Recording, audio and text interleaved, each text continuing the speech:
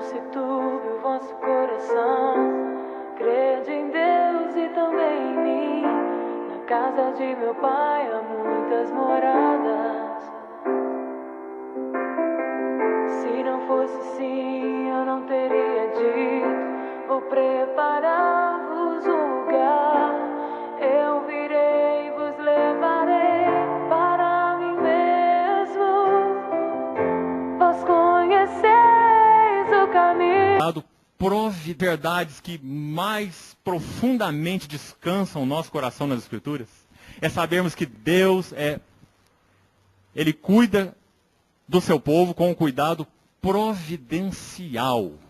Não há acaso, não há infortúnios, não há desgraça, não há sucesso, não há sorte para os filhos de Deus. Se é que eu entendo bem a Bíblia. A palavra de Deus diz que Deus é providente. Em todas as coisas Ele conhece o fim antes do começo.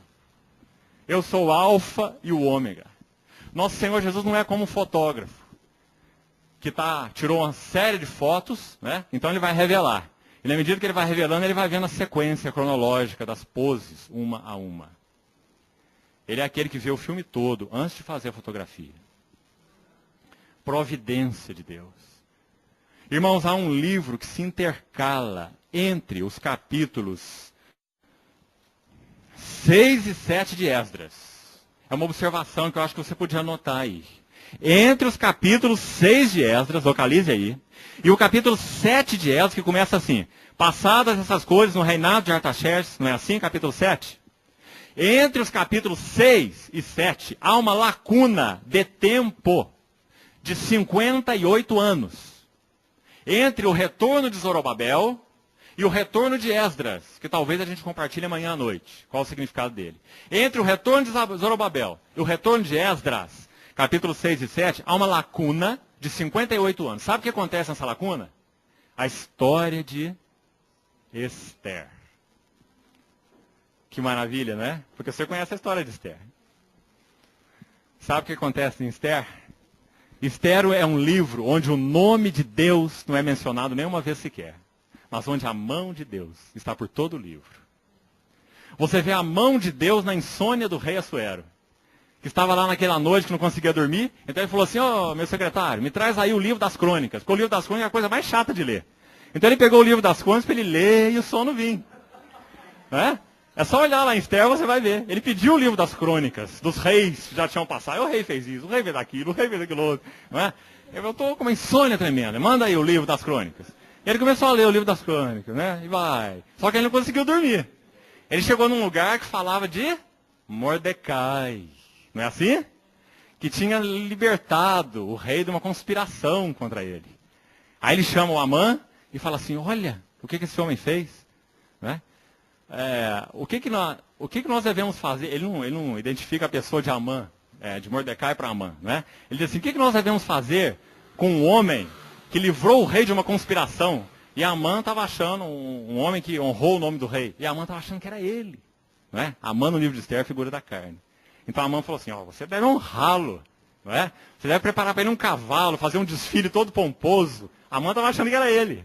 Figura da carne no livro de Esther. Aí então o rei falou assim: então nós vamos fazer isso ao judeu Mordecai. Não é? E Amã foi enforcado. Porque esse é o lugar da carne. Na forca, figura da cruz. Não é?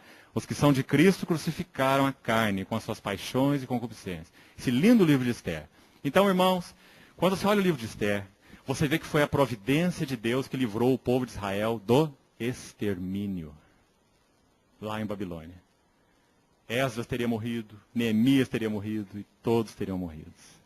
Foi o cuidado providencial de Deus que honrou Mordecai e que permitiu que Esther, a sobrinha de Mordecai, pudesse ser a mulher de Assuero e livrasse o povo judeu do extermínio. Então a restauração da casa de Deus com Esdras e Neemias só prossegue por causa de Esther. Ou por causa do cuidado providencial de Deus. Porque quando Assuero estava com insônia, o nosso Deus que não dorme precisava falar ao seu coração. Então, irmãos, a Bíblia diz que o nosso Deus é o Deus da providência.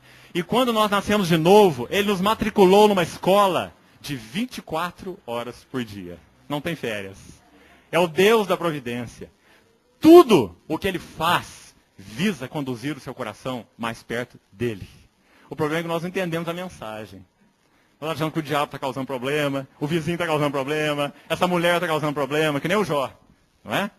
Esses irmãos estão causando muito problema. Quem sabe nós temos aqui um jeito melhor, tem irmão melhor, tem coisa melhor, não é? Mas nós não vemos que a necessidade é o caminho da cruz, para que a igreja seja edificada, né?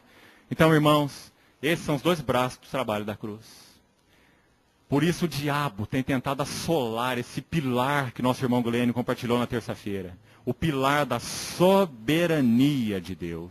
Porque se a soberania de Deus é afrontada, Deus tem uma meia providência. Não é? Porque ele não é 100% soberano, então ele não pode cuidar 100% providencialmente do seu povo. Mas se ele é 100% soberano, ele cuida 100% providencialmente do seu povo. Nas aflições, nas angústias, nas dores, no pico de cima, no pico de baixo, na alta da bolsa, na queda da bolsa. Né? Esse é o nosso Deus. Então, irmãos, esses são os dois braços do trabalho da cruz. Irmã Madame Guyon, uma mística pré-reforma, ela dizia assim, nós precisamos, ou melhor, o irmão Watchmani disse a respeito dela, ele foi muito edificado com seus escritos, Madame Guyon. Ele disse assim, nós precisamos aprender a ajoelhar e a beijar a mão que trata conosco, como fazia Madame Guyon. Nós temos tendência de dar coice nas mãos que tratam conosco. Por isso nós somos como somos, né? Inteiros. Ninguém pode se alimentar de nós, porque ninguém come pão inteiro, não desce. Né? O trigo tem que ser moído, misturado, torrado, virado. O Senhor diz que Efraim é um pão que não foi virado, também foi assado de um lado só. Não é? O Senhor tem que nos virar na chapa de um lado, para outro lado, para outro lado. E não está pronto ainda não. Ele tem que partir, para que nós possamos ser alimento de outros. Irmão, tudo que é consagrado e colocado nas mãos do Senhor Jesus, sabe o que ele faz? Quebra. É por isso que nós temos tão pouca utilidade para Deus, porque nós não temos sido quebrados adequadamente. Então esses são os dois braços, os dois gumes do trabalho da cruz. Né? Esse é o aspecto subjetivo. Mas a gente precisa ir um pouquinho mais. Vamos no Novo Testamento. Mateus capítulo 10. Nós vamos olhar agora 4 textos. 4 textos. São as únicas menções nos evangelhos que nos dão uma chave. Irmão, isso é extremamente importante. Guarde isso.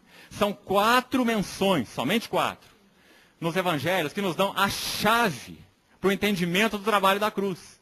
Você vai ver o quanto a palavra de Deus é precisa nesse assunto. O quanto o Espírito Santo foi gracioso conosco, nos mostrando o caminho. 4 textos, eu vou citar um a um, nós vamos compartilhar um pouquinho, que tem uma chave. Eu vou te citar qual é a chave. Quem quiser salvar a sua vida, perdê-la.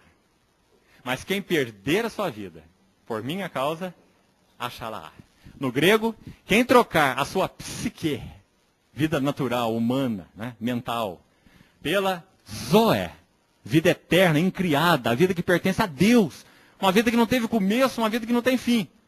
Quem salvar a sua psique, perderá zoé. Mas quem entregar a sua psique, ganhará zoé.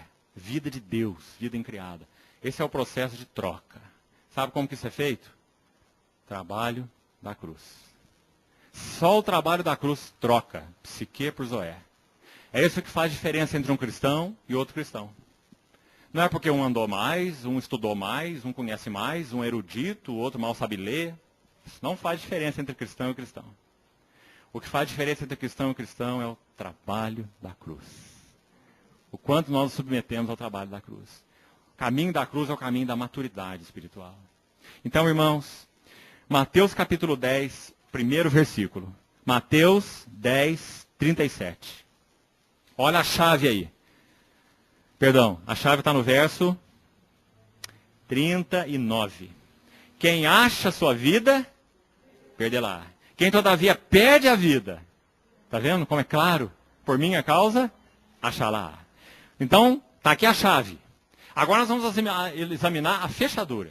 É assim que nós precisamos fazer com a palavra de Deus. Primeiro o contexto imediato, depois o contexto remoto, o livro todo, e depois o contexto mais remoto, a Bíblia toda. Para que você não tire texto fora de contexto e faça uma heresia. Né? Então vamos examinar a fechadura agora, o contexto. O contexto diz assim, no verso 37, quem ama seu pai ou sua mãe mais do que a mim não é digno de mim. Quem ama seu filho ou sua filha mais do que a mim não é digno de mim. E quem não toma sua cruz e vem após mim não é digno de mim. A cruz, o caminho da cruz, trata com as afeições naturais.